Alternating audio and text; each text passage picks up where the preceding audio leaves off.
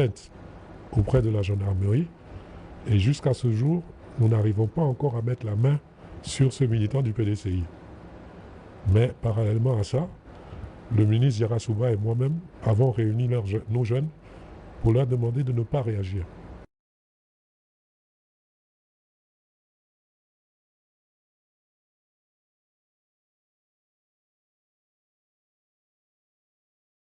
Par la suite, dans la nuit du dimanche à lundi, on avait repéré dans le village de Morofé que des jeunes avaient posé un barrage sur la Nationale 3. La Nationale 3 est une voie internationale. Nombre de camions, la plupart des camions qui vont vers le Mali, la Haute-Volta, traversent Yamoussoukro par cette nationale-là. Et il n'est pas possible de la laisser être obstruée. Donc, pendant que les forces de gendarmerie essayaient de dégager la nationale, des jeunes tapis dans l'ombre, dans le noir, ont commencé à les canarder avec des projectiles variés, et des pierres, même des cocktails Molotov. Et les forces de police ne pouvaient pas rester sans réagir. Et au cours de ces courses-poursuites qui s'est suivies, certains jeunes ont été arrêtés. Et c'est par réaction à l'arrestation de ces jeunes-là que Morofé s'est enflammé et que certains autres quartiers se sont mis aussi à bouger, réclamant que les forces de police libèrent leurs jeunes.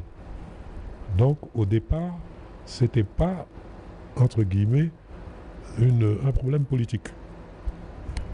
Mais comme je dis, nous avons affaire à des gens qui semblent être organisés et qui semblent vouloir obtenir un objectif, c'est-à-dire politiser ce conflit-là. Et nous essayons de nous opposer à ça. Monsieur le ministre, en tant que premier responsable administratif pour que les élections se passent dans une atmosphère de paix et de sécurité, quel est votre message à l'endroit de la population? Déjà, avant même le message, c'est une action que nous avons commencée depuis des mois. Monsieur le préfet de région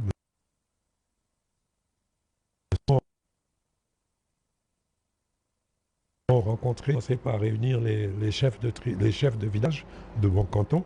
Je leur ai parlé en leur demandant de parler à leurs jeunes pour qu'ils ne s'enflamment pas.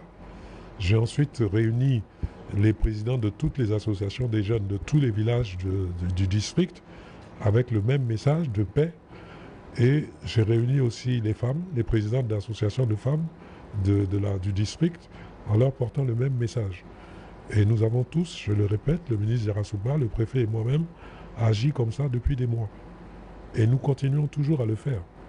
Cet après-midi même, il y a une réunion avec monsieur le préfet, avec les chefs de village, les présidents des jeunes, les présidents des différentes associations villageoises, pour leur parler.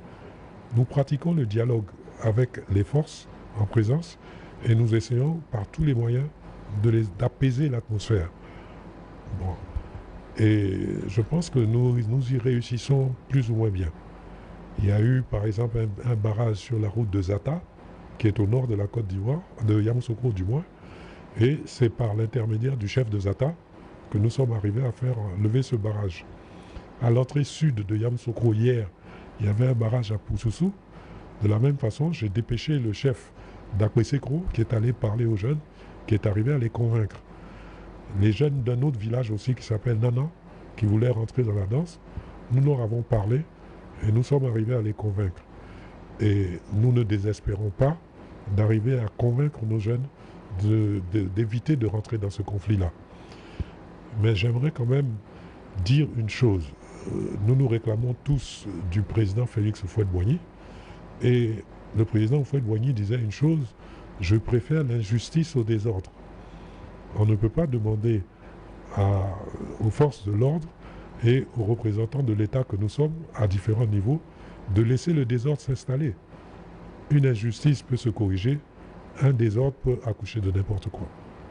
Donc nous parlons, nous essayons d'apaiser l'atmosphère, nous essayons d'apaiser le climat par des rencontres, par des dialogues, mais il y a certaines situations dans lesquelles nous sommes obligés de réprimer. Donc nous avons arrêté quelques personnes. Quand tu enfreins la loi, tu dois en subir les rigueurs. Donc il n'est pas possible de juste libérer les gens que nous avons arrêtés. Ils ont enfreint la loi, ils doivent subir les rigueurs de la loi. Une éventuelle mansuétude interviendra après que la loi ait parlé, mais pas avant.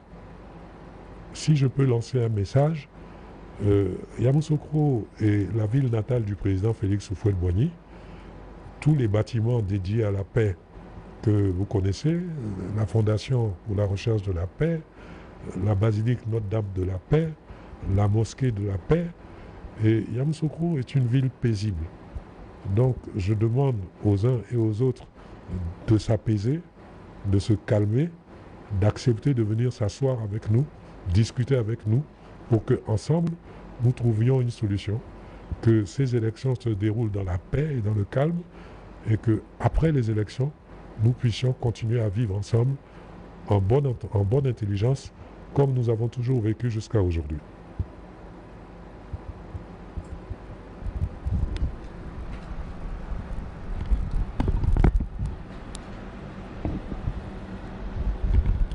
Pour cet entretien exclusif avec le ministre-gouverneur de Yamoussoukro, Alors, Ashley, Augustin